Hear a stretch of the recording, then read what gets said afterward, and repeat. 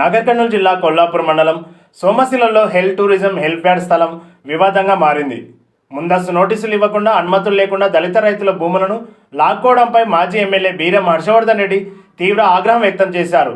బాధితులను పరామర్శించేందుకు వెళ్లిన ఆయనను పోలీసులు అడ్డుకోవడంతో ఉద్రిక్తత చోటు చేసుకుంది. పేద రైతుల పక్షాన బీఆర్ఎస్ పోరాటం చేస్తుందని ఆయన స్పష్టం చేశారు.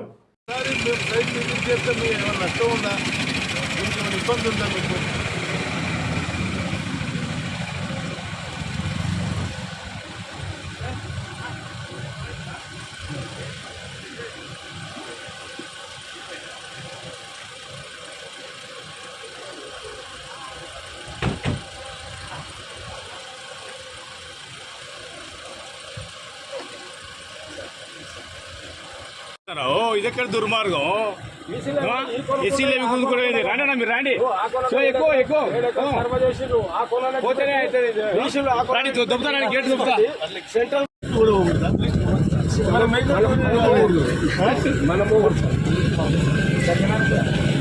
అధికారులు ప్రశ్నిస్తే గొంతు నొక్కడానికి ప్రభుత్వ అధికారులకు ఉంది సార్. పాస్బుక్ రావాలి, అది ఆల్రెడీ ఎంఆర్ఓ గారు ఆర్డీఓ గారు చెప్పినట్టు సార్. రికార్డు ఆల్రెడీ రికార్డులో ఉండే మాకు పట్టా బుక్కులు సార్. అవి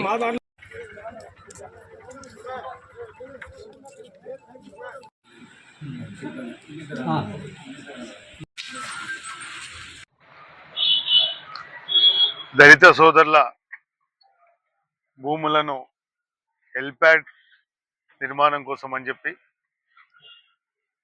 ఇష్టారాజ్యంగా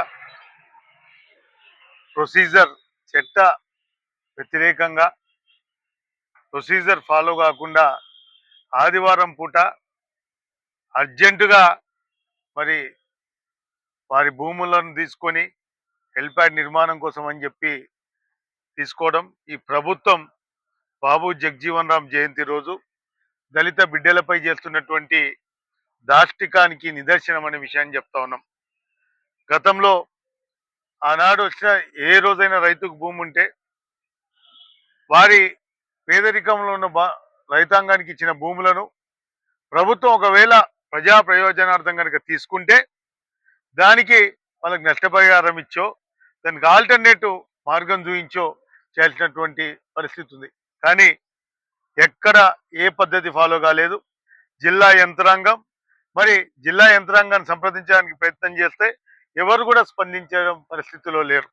మళ్ళీ ఈరోజు ఆదివారమే హెలి టూరిజం ఈరోజు ఇక్కడ హెలి టూరిజంతో కొల్లాపూర్ రూపురేఖలు మారుతుంటే మేము కూడా సంతోషం స్వాగతిస్తాం.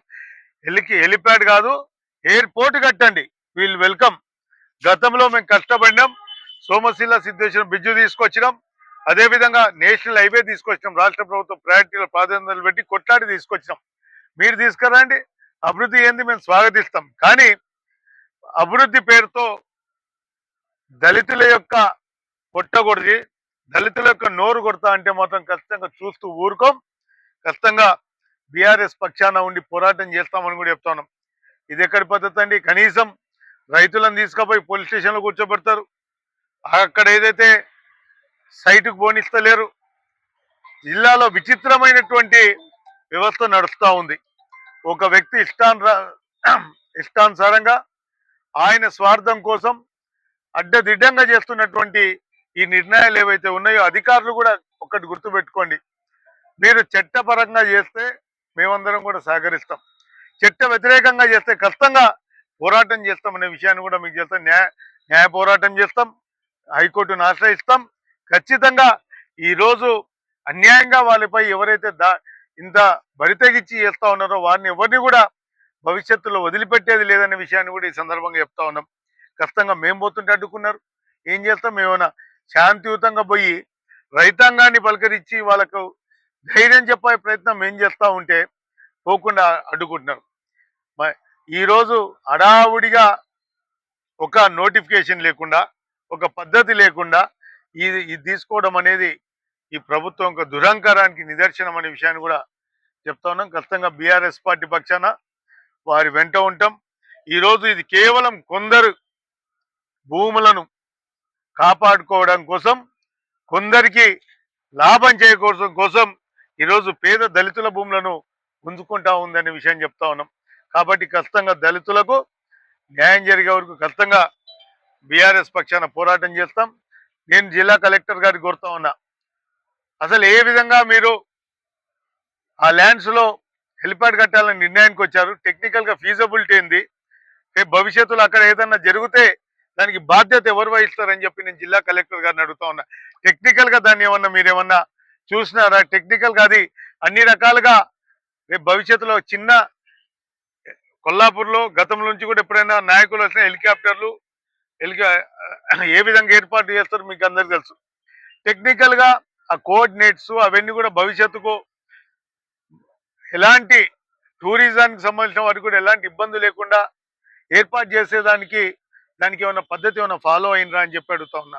కొందరి స్వార్థం కోసం, కొందరికి లాభం చేకూర్చడానికి కోసం ఈరోజు నిరుపేదల పొట్టగొడతా ఉన్నారు. ఖచ్చితంగా బీఆర్ఎస్ పక్షాన పోరాటం చేస్తాం. ఈ రోజు ఏదో అడ్డుకున్నంత మాత్రాన ఆగదిది. ఈ రోజు ఆరంభం అనే విషయాన్ని కూడా చెప్తున్నాం. ఖచ్చితంగా పోరాటం చేసి రైతాంగానికి న్యాయం చేసే వరకు బీఆర్ఎస్ పార్టీ ఫైట్ చేస్తుందనే విషయాన్ని కూడా చెప్తున్నాం. Thank you.